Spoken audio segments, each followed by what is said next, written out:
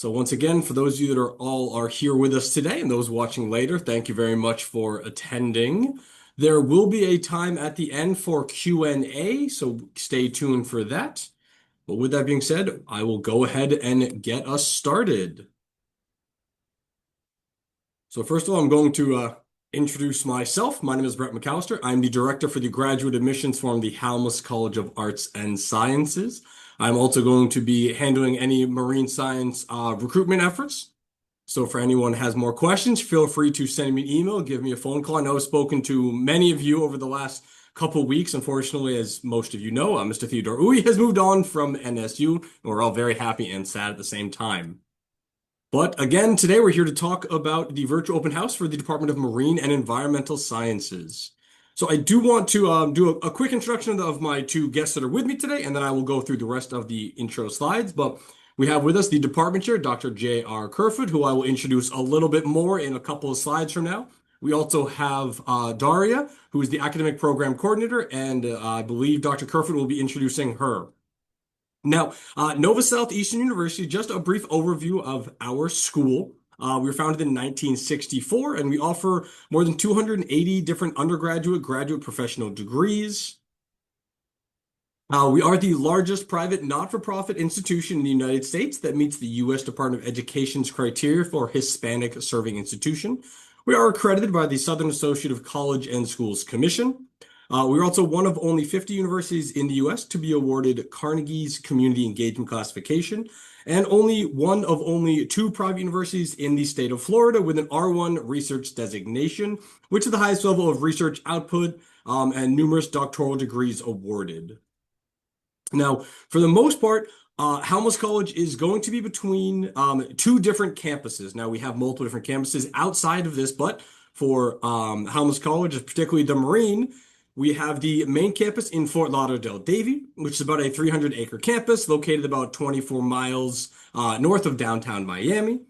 We have South Campus in Miami Beach, the Oceanographic campus that we will talk about more since that is where all of you will be taking your classes at.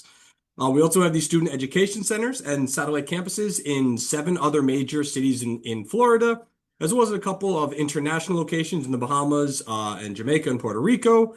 And then we have the University Youth School at our Fort Lauderdale-Davie campus. Now, as far as other facilities that we do have, we have the Alvin Sherman Library and Information Technology Center, which is a 5-story, 325,000 square foot library. It is the largest public library building in the state of Florida. That's going to be located on our main campus. We have the Don Taft University Center, which is the focal point for campus life, featuring a 4,500 seat arena, state-of-the-art wellness center, fitness center, performing and visual arts wing, food court, and as well, that is also on main campus. Now, the main reason that we do mention this to our students, even though, as I mentioned, the majority of our marine science students will be all out in Dania Beach, is that you do get full access to all of these main campus facilities. Even though you may not be, more closely out by main campus, you do get full access to everything over there once you are a student at NSU. Now, Halmos College of Arts and Sciences, as I mentioned, is divided between the two campuses. We have the Fort Lauderdale-Davie and then the Oceanographic campus in Dania Beach.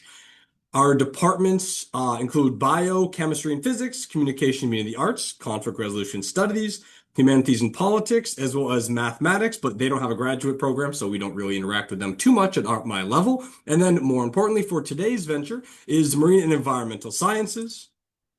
From the degrees standpoint, we are going to be discussing environmental sciences, Master Professional Science degree, the Master of Science in Marine Science, and then our Oceanography and Marine Biology PhD. Now, the Department of Marine and Environmental Sciences is located specifically at our Dania Beach campus. This offers undergraduate degrees in environmental science and marine biology, but the graduate, which is the purpose for today, is our MS in marine science, the MPS in environmental science, and the PhD in oceanography and marine biology. And for those of you that have not already come down and visited our oceanographic campus and facility, I highly encourage you to come see where your labs would potentially be, the campus area, as well as you'll get a chance to get a full tour of the facility run through my office. So if you have not already visited and would like to, please feel free to send me an email later, and I can direct you to the website to set up the tour. Now, I do get to introduce, as I mentioned, Dr. J.R. Kerfoot, who is our department chair for marine and environmental sciences, and he is still relatively new. I don't believe you've hit your 1 year, Dr. Kerfoot, but Dr. Kerfoot earned his bachelor and master's of science degrees from Southern Illinois University, Edwardsville, studying molecular transformation techniques in diatoms and then ecomorphological studies of the banded sculpin. He earned his PhD from FIT, investigating the environmental dispersion and spread of non-native pike killifish in South Florida, along with its feeding morphology and disruptions in the trophic dynamics of the Everglades. Now, before joining NSU, Dr. Kerfoot has had a disparate teaching and research career that includes courses from human cadaver-based labs to tropical ecology, to wildlife management and research topics, that spanned from harmful algae blooms to alligators to pitching kinematics to seagrasses. So with that being said, Dr. Kerfoot, I hope I pronounced everything right there. I'm going to turn it on over to you. Just let me know when you want me to click to the next slide. All right, thanks, Brett. And thank all of you for joining us here today and spending some time to learn a little bit more about our program here. And as Brett said, I'm coming from West Tennessee, where I was a teacher in the biology department for 16 years. And I'm bringing a lot of that knowledge down here to South Florida. And it's good to be back because, as Brett also mentioned, I'm coming from Florida Tech. And that's where I got my PhD. And I did an awful lot of research down here in the Everglades and in South Florida. And so it's a second home, and I'm glad to be here again. And I just enjoy research in general. And I'm excited to be a part of a program at NSU that has a thriving graduate degree. And so that's really what interested me about NSU. And so getting to manage everybody here is a pretty awesome responsibility. It's been fun, and I'm looking forward to continuing it with you here and helping you along your way here at NSU. And so go ahead, Brett, and we'll do the next slide.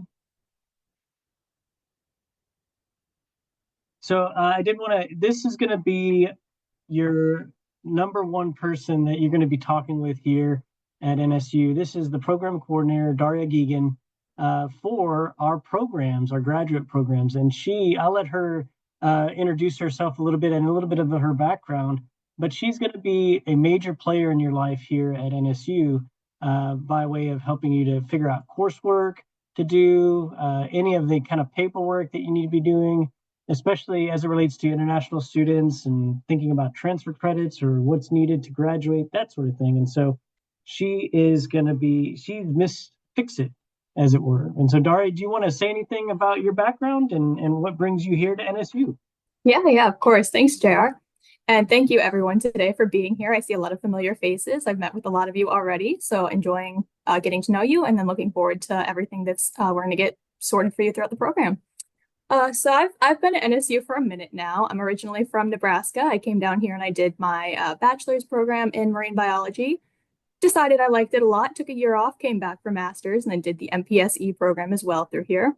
So any situation that you may find yourself in, I've probably already been in. So I enjoy taking that knowledge and being able to help future students sort their own programs out. It is an honor and a joy every day to work with you guys and to be able to bring my knowledge and help you go through your programs. So with that, as JR mentioned, I've had a lot of the international experience. I've done my own portions of research and travel. So I've been in those shoes and those boats with the types of courses and paperwork you'll need. So anything that you may ever need with international courses, credits, or you just want to chat and make sure you're on the right page, my office is right across from JR's, and I look forward to working with you all.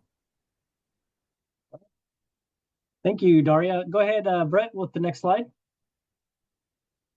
So I did want to go through a little bit of kind of the backgrounds of some of our research faculty and researchers alike. And so part of the job, depending on what program you're going into, either the PhD or the MSMS, there is a research component. Now for the MPSE, there you can help with research, but there's not a requirement for research to be done. And so the faculty that I'm going to mention and kind of just a brief synopsis of their background should give you guys an idea of projects that they work on and potential openings in the labs that you could work in. And so what I want you to take from this is just an introduction to these faculty and researchers, but then I want you guys to do some more background research on them and kind of even determine in your own mind what kind of project you guys would like to work on. And then we can try to pair you with the right person. And so first and foremost is he's our resident geologist, Dr. Paul Voloff, and you can see kind of the things that he does. He is a big researcher over in the Badlands, over on the other side of our United States. And so he's interested in looking at rock layers and how they form over time, what they can tell us about climates in the past, and how they can predict climates in the future. And so he does awful lot of that kind of thing. You also see he's done some restoration background research in his background as well. And because of our proximity, to the ocean, to the Port Everglades, to one of the largest coral reef tracts in the world, Florida Reef Tract, and then the Everglades, a lot of these researchers are doing those kind of researchers here locally, but not all of them. And so an example of not all of them is Dr. Andrew Bauman, and he is a coral reef ecologist, and he does a lot of his work over in Saipan and over there in Australia, in the Philippines. And so he's looking at those kind of systems over there. That doesn't mean he doesn't do research here. His passion is overseas over there, but he's looking at anything from the transition between kind of barren sand into coral reefs, or just looking at coral reef structures in general, how artificial reefs are composed and what materials and kind of what things start to settle on those artificial reefs and how they create a working unit for habitats. All right, next. We're going to try to go through these pretty quickly. I know I can get bogged down with talking. So next is Derek Burkholder, Dr. Derek Burkholder. He's our shark ecologist. And if you're into shark tagging, he's your guy because he's going to be the one that helps you through all of that. You could see kind of the background looking at community dynamics, how they're moving. But he also has a passion for sea turtles. And so he does sea turtle projects as well. And he's also the director of the Sea Turtle Conservancy here in Broward County. Susana Caballero, she is one of our newest faculty, and she is a workhorse. She's the one who has a ton of people in her lab, but she has some pretty fascinating type of research projects. She's really into environmental DNA and what it could tell us about species that occur in an area, even without actually seeing them with your own eyes, but looking at the DNA that's in the water and soil and things like that. And she's also interested in how we determine what a species is based on genetics and anything in between. So she's interested in the really big megafauna like whales and manatees, but she's also interested in the small things. And so she has her hands in lots of different things. Josh Feingold, Dr. Josh Feingold is another coral ecologist. He's one of the older faculty here, and he has a passion for the Galapagos. He actually teaches a class to the Galapagos, but he has some research projects being conducted there, as well as some more local ones. And he always has needs of help with some of his undergrad researchers to collect data and that sort of thing. So we do have a pretty good, thriving undergraduate research program here at NSU. Go ahead, next, Brett. All right, so if you're really into corals and coral propagation, you would probably have heard of the name Dr. Joanna Figueiredo.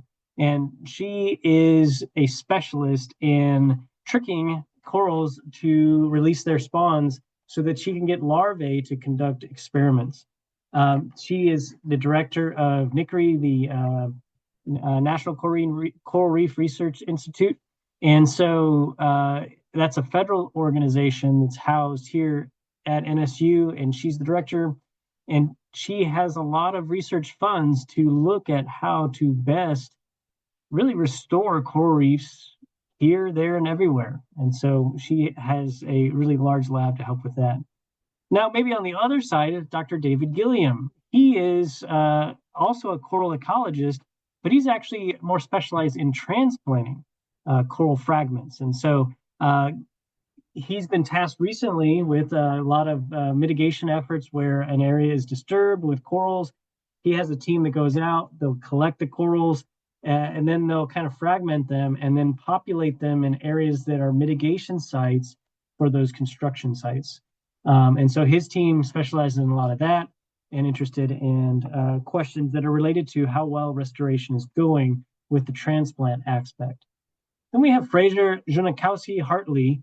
He's again one of our newer faculty, but he's a fish biologist, ecologist by training, but he does an awful lot with the coral reef. So if we're taking the coral reef as a big, huge community of lots of different things, he would specialize on fish behavior and presence at those coral reefs and other habitats within the marine setting. But he also does an awful lot of outreach to the Filipino communities and research there as well. And so he wants to bridge the gap between kind of the socioeconomic kind of science aspect as it relates to fisheries in tropical areas. Next. All right, then we have our charismatic megafauna professor, Dr. Amy Hirons, and she is really interested, of course, in whales and manatees and sea lions and all those kind of things.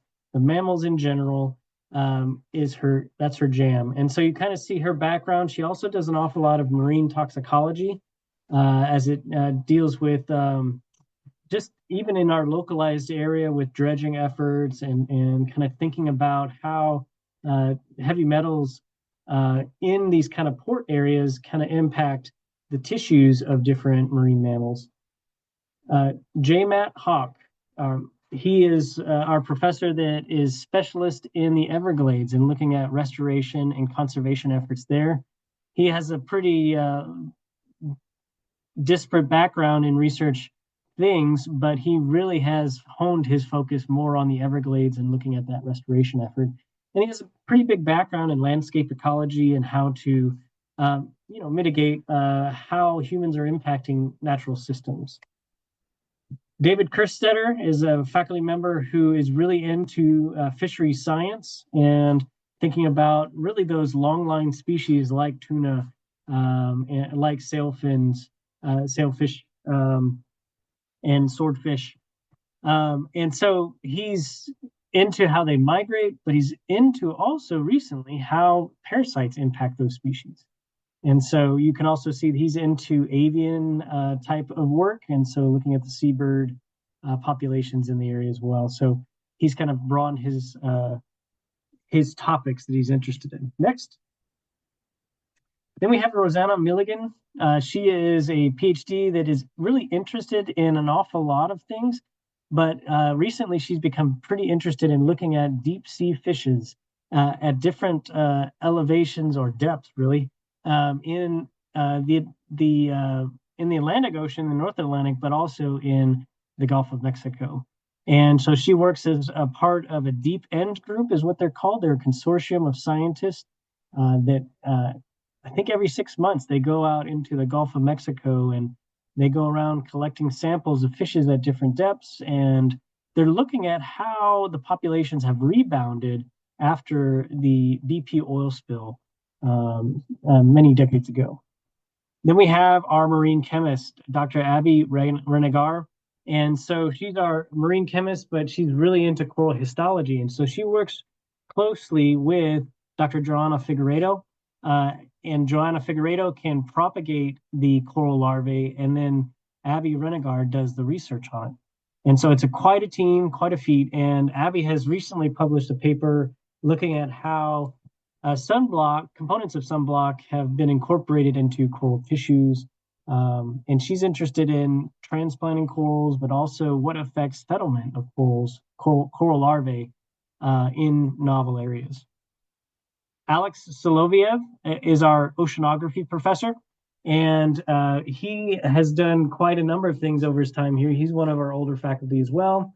One of the newer things he's done is looking at air-sea gas exchange, and he's done some pretty wicked things utilizing satellites up in space to measure certain things on the surface of the ocean that we didn't think were possible. But he's really a very knowledgeable guy, and he has an awful lot of ideas for different research projects. He's actually become quite interested in desalination recently, and then also working with cruise ships to gather oceanographic data. So the leader of the Deep End group that I mentioned already is Tracy Sutton. He is our fish biologist, ichthyologist, as it were. And so he is interested again in looking at the different fish communities that occur at different depths within the Gulf of Mexico. But he is the expert. If you had an unknown fish that you are trying to ID, you would go to Tracy Sutton. He's also named a couple fish as well, and so he's really good at his job. Timothy Swain is our resident invertebrate biologist, and so he specializes in the marine setting and invertebrates therein, not just coral though.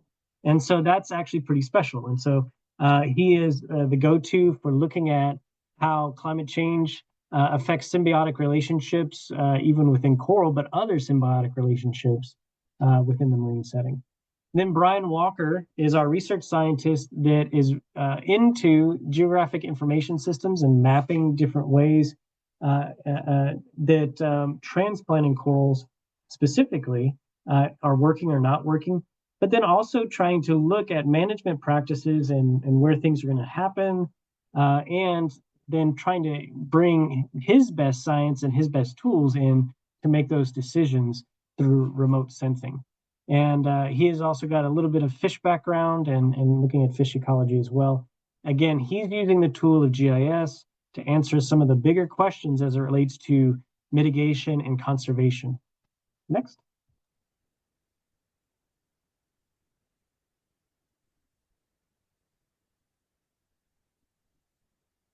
All right, Dr. Kerfoot, thank you very much for taking over, introducing all the faculty and stuff like that. Now, just a reminder to everybody, we will have time for questions later. You can feel free to put them in the chat now, but we'll most likely answer them at the end of the open house, the last 15-ish minutes. But as Dr. Kerfoot was just mentioning, all those fantastic faculty, I wanted to make sure that I put their websites up there. You are able to go review the faculty members, look what they're working on, see the different labs we have here, as well as the NSU Works repository is a fantastic resource for you as well. So I just wanted to make sure to put these up for you. If you do want to take a look at these later, feel free to send me an email and I'll happily send anybody the links. Now, from a program standpoint, we're going to start off by just going over a brief overview of the MS in Marine Science. Now, this is going to provide a broad exploration of marine topics from shark research to coral reef conservation. Has a dedicated campus and marina setting, uniquely positioned at the intersection of diverse aquatic and terrestrial environments. So what we're talking about there is going to be that top photo. That is the exit to our marina, going right into Port Everglades here in Fort Lauderdale. And then the entrance to the port is right around the corner, and we have direct, straight access to the Atlantic Ocean and our reef systems.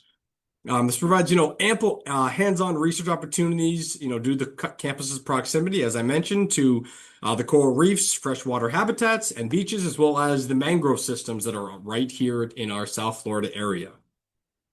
Now, we do have 3 different concentrations, and you are required to select one of them when you're working on your application. So that is going to be marine biology, coastal zone management, and environmental sciences. You must select 6 courses from their chosen concentration, and you're allowed to take 1 from outside the actual concentration, one of the electives. Now, from a curriculum standpoint, this is what we are going to be looking at for you specifically. Now, for the MS degree, you must complete 36 credits and successful completion of a rubric exam on the program learning outcomes. Successfully defend and submit the thesis, and you must attend 8 different defenses for fellow graduate students. while maintaining a 3.0 GPA throughout the program. Now, I will say that the 8 defenses that are intended for fellow students, majority of students do this very quickly as they make friends and go watch their friends defend as well. But it's a great opportunity for our students to learn more about the different research going on here at the university, as well as get an idea for what, they should be looking forward to doing when they're defending. Now, as we mentioned from the MS curriculum, full-time students will be taking 6 credits per semester and will be expected to complete the coursework in about 2.5 to 3 years.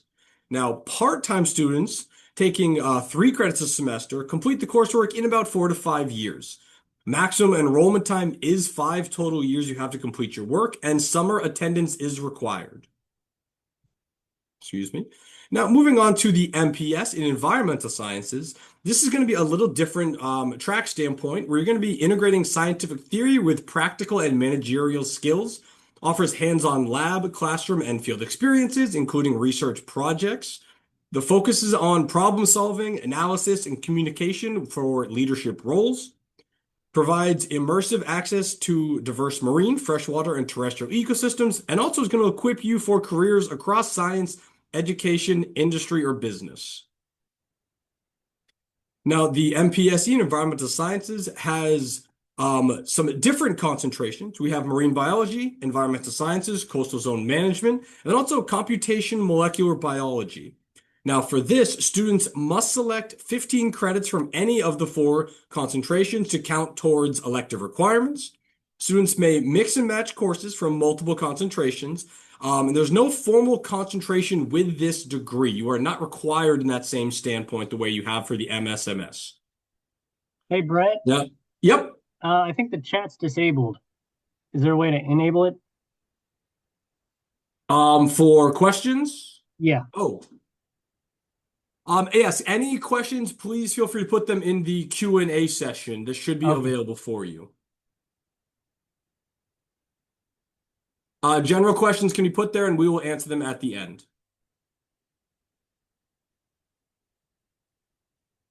Sorry for that confusion, everyone. So again, going back to the curriculum, this is what your coursework is going to be looking like. You're going to need to complete a minimum of 30 credits, successfully pass all coursework, and successfully completion of a rubric exam on the program learning outcomes while also maintaining a 3.0 GPA throughout the program. Now, full-time students are required to take 6, similar to the MSMS, and complete coursework in about 18 months. Now, a part-time student will be taking 3 credits a semester and complete coursework in about 3 years. Now, completing the program entirely at part-time status is not really possible because it must be completed within 3 years. So students must take at least 1 full-time semester status as a student to make sure you are completed on time. The maximum enrollment time is 3 years. Summer attendance is also mandatory. Now, completing a thesis is not required. You are just taking coursework while in this program. Now, moving on to the PhD in oceanography and marine biology. This is obviously what you'd be looking for further down the road for the majority of you. I know I believe we have 1 attendee that is actually looking at the PhD, but for the majority of you looking at the graduate level, this would be what you would be looking to do potentially next after completing your master's. It allows you to conduct advanced research in marine biology or physical oceanography tailored to your interests and career goals. Offers access to premium institutes like the Broward County Sea Turtle Conservation Program, Guy Harvey Research Institute, and more. Provides you with the opportunity to work alongside expert faculty studying diverse topics from shark movement patterns to coral reef conservation. It's going to prepare you for impactful roles in academia, industry, or the government, and offers you the opportunity to publish a series of papers with their own ISBN while working on your dissertation. The curriculum and learning outcomes are a little bit different, obviously, than what your master's would be. So you're going to need to complete a minimum of 75 credits, with at least 42 credits consisting of upper-level coursework and 33 credits consisting of dissertation research. successfully pass a comprehensive examination, successfully pass a qualifying examination, and successfully submit the dissertation and defend it orally, all while maintaining a 3.5 GPA throughout the program. For full-time students, you're going to be taking 6 total credits, and the coursework takes between 3 to 4 years to complete. Once all upper-level coursework has been completed, students may take 3 research credits semester to maintain full-time status. Now, your maximum enrollment time is 7 years. Summer attendance is mandatory, and at least 33 credits of the PhD must consist of dissertation credits. However, we do try and make it a little bit easier for our students in the PhD level from the coursework standpoint. So we do allow you to transfer up to 30 credits from master's coursework to count towards your PhD program's upper level credit requirement. So if you are going to be transferring that number in, that obviously significantly lessens the number of upper level coursework you'd be taking. Now, take any of these courses offered under the MS program to count towards that upper level credits. This includes all courses offered under the 3 different concentrations among the MS program. Also, you could take direct independent study, or DIS, which, if that's going to be a potential interest for you down the road, Ms. Daria will be able to help you explain that a little bit more as well in the future. Recommended and directed by your major advisor. Now, the pathway for your dissertation is going to be the direct study credits, which is optional and allows you to earn course credit by conducting faculty supervised research. Your research proposal, produce and defend a research proposal, submit a proposal to NSU Works. Dissertation credits, after faculty acceptance of research proposal, register for at least 3 dissertation credits.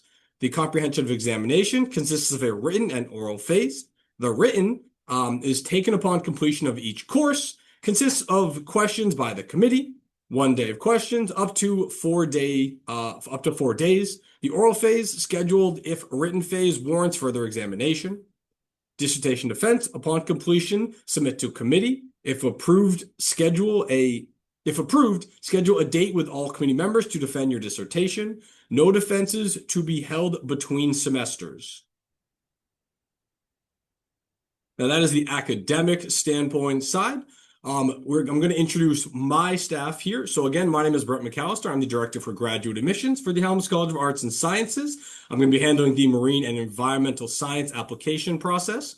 Other members of my staff that you may hear responses from here and there if I am unavailable would be Miss Megan Troy, one of my assistant directors, who handles the departments of Biological Sciences and the Chemistry, Engineering, and Physics. That engineering just got added, so we need to clearly go back and adjust this real quick. Miss Farah Rowe, who's one of our graduate admissions counselors, who handles the departments of Conflict Analysis and Resolution, Humanities and Politics, and the Communication, Media, and the Art side.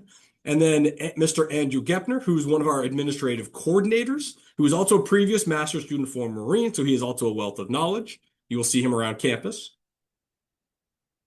Now, the admission process for an application deadlines. If you are looking to apply for the fall of 2026, your deadline is going to be July 17th. If you are applying for this upcoming summer, 2026, it is going to be April 17th, which is obviously about 2 weeks from now. Now, that does mean you will need to have submitted your application and have paid the application fee of $50. However, we do give a grace period of about a week to get the last of your supplemental documents in after this deadline. So those would be your resume, all of your official transcripts, as well as your application. And then if you're looking a little bit further down the road for the winter 2027, your application deadline is going to be around November 13th, 2026.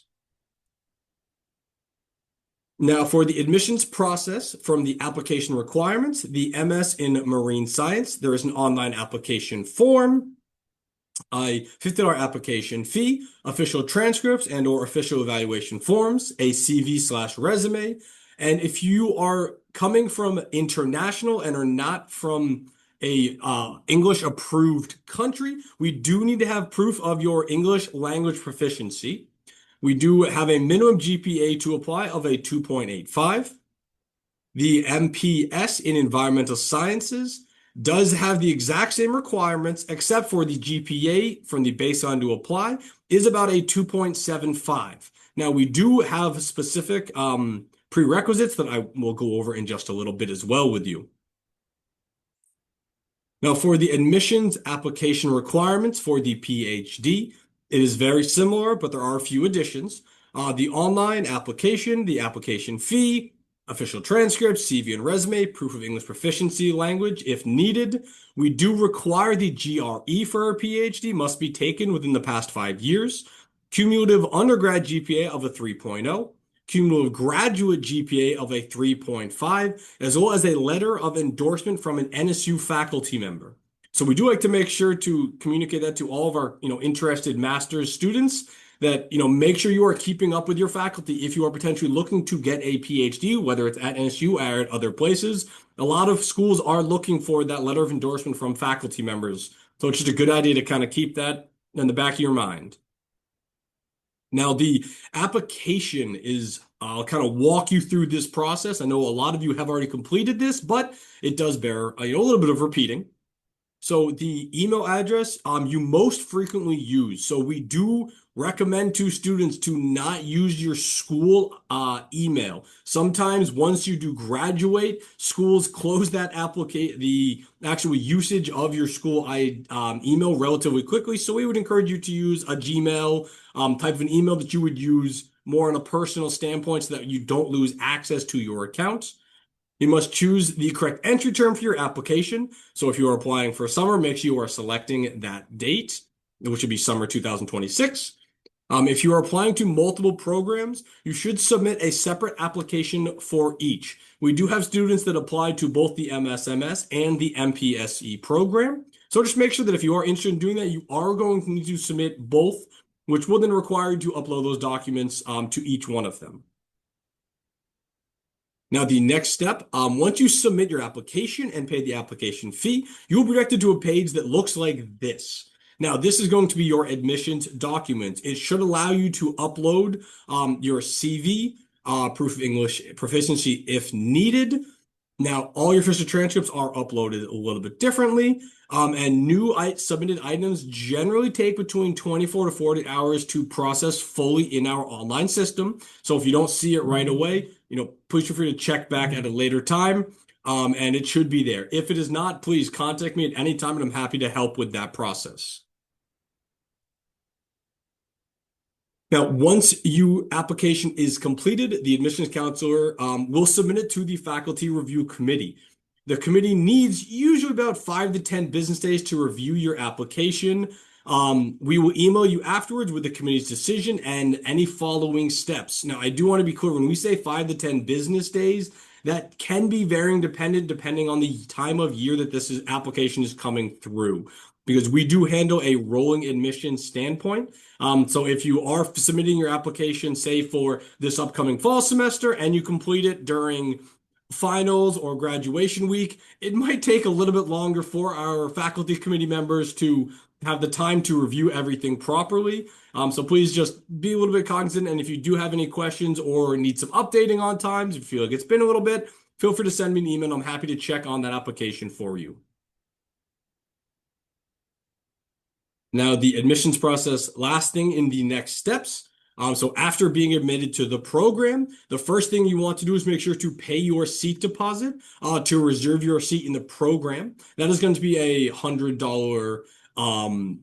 It's not a fee because it goes towards your tuition, but is a seat deposit that just holds you in place for that semester. You're going to set up a meeting with your academic advisor to discuss and create your plan of study, which would be Miss Daria, who is thankfully nice here with us today, and register for your classes. Now, do want to make sure to go over tuition and fees. So for the MS and the MPS programs, your cost per credit hour is going to be 1,526. The doctoral program is going to be 1,228, and the rough estimated cost per total required credits for the whole program is going to be roughly 54,936 for the MS, because there is a few more closing standpoint, and for the MPS is going to be roughly 45,780. Need to add a dollar sign there. And then for the doctoral, it's going to be roughly $92,100. Now, we say roughly, and I speak in broad general terms because you will want to make sure that you are speaking with our lovely financial aid department. They do have a couple different webinars that if you have submitted applications or you are in our system, you should be getting generalized emails to register for them, and they can help explain more of the process going forward for you as well. Now, U.S. citizens can apply for financial aid through the FAFSA, which I'm sure a lot of you are used to filling out for your undergrad stuff, but please feel free to contact the link provided there. And again, I can send anybody these links later if need be. Financial aid packages may include educational loans, federal work study opportunities. To learn more about financial aid, as I mentioned, you can contact NSU's financial aid department. I have their phone number here for you if you want to take a quick screenshot of that. There is their email, and you can also visit their website. But again, I can always send this to you at a later date for those that requested. Just quick send me an email, and I'm happy to forward it on to you. Now, from a payment plans, NSU offers payment plans to all applicants, including international applicants as well. Payment plans can be broken down, but again, you will want to speak to the bursar's office. Now, from a scholarship standpoint, you must be enrolled with an established GPA before applying. Most scholarships are not available prior to enrollment. Scholarships only partially cover tuition, so most fees must be paid out of pocket. Now, full funding is not offered. For more details, please view the scholarship email here. Research assistantships offer 80% off for full-time RAs. Teaching assistantships are highly competitive due to the limited available base department funds, and then possible departmental and student development funds to cover expenses such as conference and registrations and travel fees are available. An example of the TA opportunities, we do have TAs within our bio department that marine science students do take advantage of as well, considering the two departments are two of the more well-linked ones. Now, from a program discount standpoint, for those of you that might have some attachment to either of these two local entities, Broward BSO receives 30% discount on tuition. Please contact me if you have further information about that. The Military Affairs Academic Program receive a 20% discount on their tuition. Please contact Mr. Matthew Chenworth for more information. He is on the website as well. Now, for those of you that are interested in, following us on social media, please feel free. And with that, I'm going to open up the floor for more questions. The information here is going to be our HCAS admissions at nova.edu. This is our general line that goes to all of my staff here at NSU. So if you're not able to get a hold of somebody specifically because they may be out of office or traveling, you can always email this, and this is monitored by every member of my staff. So somebody will reach back out to you quickly, or at least if I'm not available and you try and get a hold of me, somebody on my staff will reach it and be able to try and get a hold of me. This is our general office line, and this is going to be our general link website. So I do know that there were other questions. Yes. All right. So first question, I will just read them out loud. Are you able to defer admissions at all? So yes, you are able to defer your admissions up to 2 semesters in a calendar year. So if you are applying to the summer term, say this summer 2026, you're admitted and you want to defer it out to just because you're not able to start, something happens, you can't find a living situation, which does happen from occasionally, not frequently, you would be able to defer it out either to the fall semester or to winter 2027. Anything beyond that, you would need to submit a new application for future admittance to the program. And I did see a couple of questions that do come in here as well. Dr. Kerfoot, is there anything that you think I should address? I saw you did type a bunch, but do you think I should address anything in there for the group? I think I covered it, but yeah,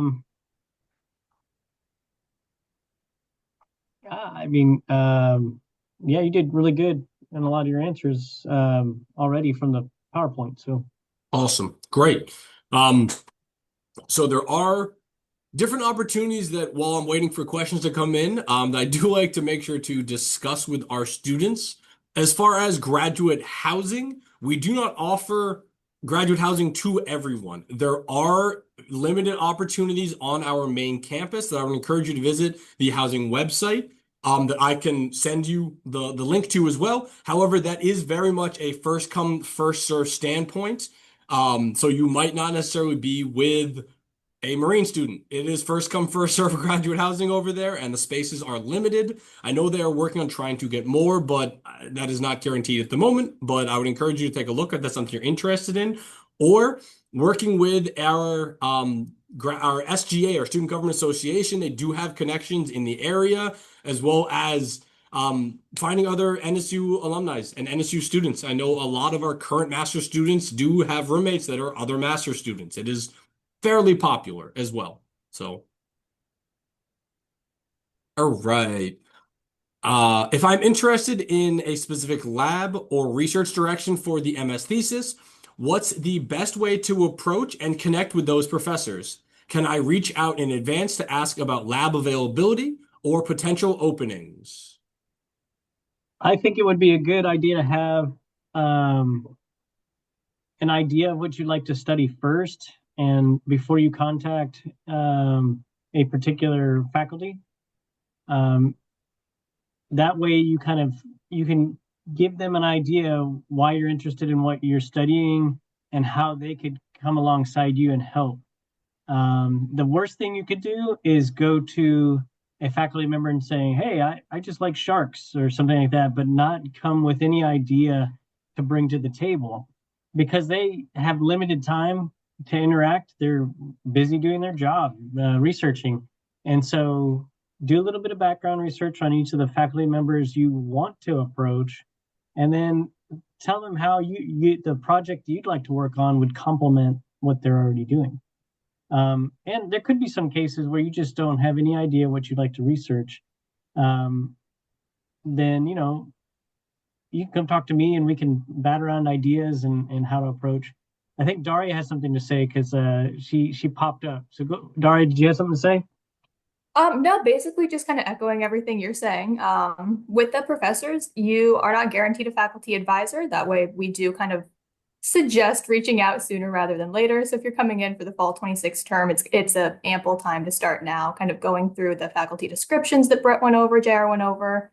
JR and I are always here to help if you are in that point where you just have no clue what you want to do. But sharks are kind of cool, so we can always direct you to those advisors. But as far as your academic timeline goes, we do aim to have you submitting your proposal in your fourth term. So the sooner that you can get that project going, the ball rolling with your advisor, the easier your program's going to be. So as soon as you start having thoughts or ideas about a research question, always feel free to reach out to advisors. They're more than happy to help you out. And please, please, please maintain professionalism when you're communicating with anybody at NSU, but especially the researchers. Yeah, it's not like your kid brother or sister that you're emailing, please.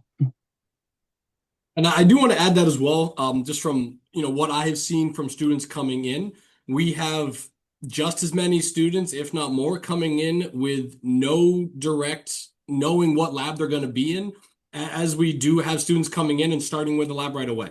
It does happen. I would say more infrequently that we have students coming in and just go straight into their lab work. The majority of our students do come in, are not in a lab yet for that MSMS degree. And either get that after making that relationship with the faculty, or find a new topic that they didn't know they were interested in. In particular, I know Dr. Kerford has mentioned Dr. Kerstetter. He does avian ecology and birds as well, and we now have some students that didn't know they were bird people until they started in one of his classes, and now love birds and are a big part in that. So you really don't know 100% sometimes where your path's going to take you.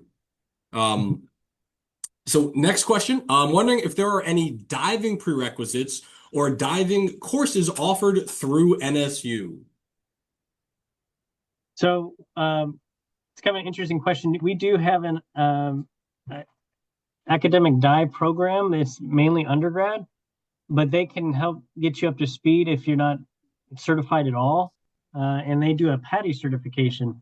But if you're doing research that involves diving, which a lot of our graduates are, you have to be AAUS certified. And so that's a scientific certification. We do have a dive safety officer as a part of our program, Dr. Fay, and he monitors that, and he's the one who makes sure you tests through all those different procedures so that you can become dive certified and actually do the research. But there is a step there. We do have that ability to do that. We don't have formal graduate courses on diving, but you can go and get your PADI certification, say, off campus, and then take the scientific certification here, and that would fare just as well. And matter of fact, I still got to do that because I'm not AAUS certified yet, and I have to do that before I leave for my research outing in Puerto Rico. So, but yeah, there is a mechanism to help with that. And just adding to that as well, we do have some different partnerships with local dive shops. So there are different discounts and things that you can work with some of the local dive shops here in the Fort Lauderdale area, in Dania Beach area. So if that's something you are interested in doing, we definitely can, point you in the right direction. So in answer to, there is not another virtual open session this evening. However, this virtual open house today is being recorded, and will be sent out once it has been slightly edited here and there if we need to. And please feel free to, send me an email or reach out, and I'm happy to, sit on a quicker session with you, and go through this information again, or answer any more specific questions, either in a Zoom or, just over the telephone, whatever's most preference for you.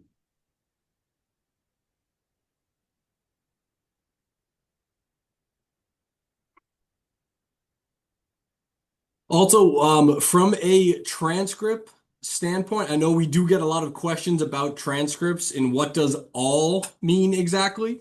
If you have multiple transcripts from a couple different universities, but they are all housed under one you transferred credits from University A to University B, all those credits are on that new transcript. We still need the original all official transcript from the university you transferred in credits from. So when we mean all, we unfortunately do mean all. We do not just need the one big one that has, transferred from University A. We do need University A's transcript as well. That is a question we get pretty frequently too. But I know we are fast approaching our 1 o'clock cutoff line, but I want to make sure that I'm cognizant of everybody's time and for taking their lunch break on a Friday to do this open house and how busy our faculty is and Daria is right now. If I don't see any last second questions, I'll just, wrap it up. So thank you all for being here, and those watching later, thank you for viewing. If you have any further questions, please contact me at any time. And if I can't answer it, I'll find you the right person that can. Thank you, Daria and Dr. Kerfoot, once again, and I look forward to seeing everybody on campus soon. Take care, everybody, and have a good weekend. Bye-bye.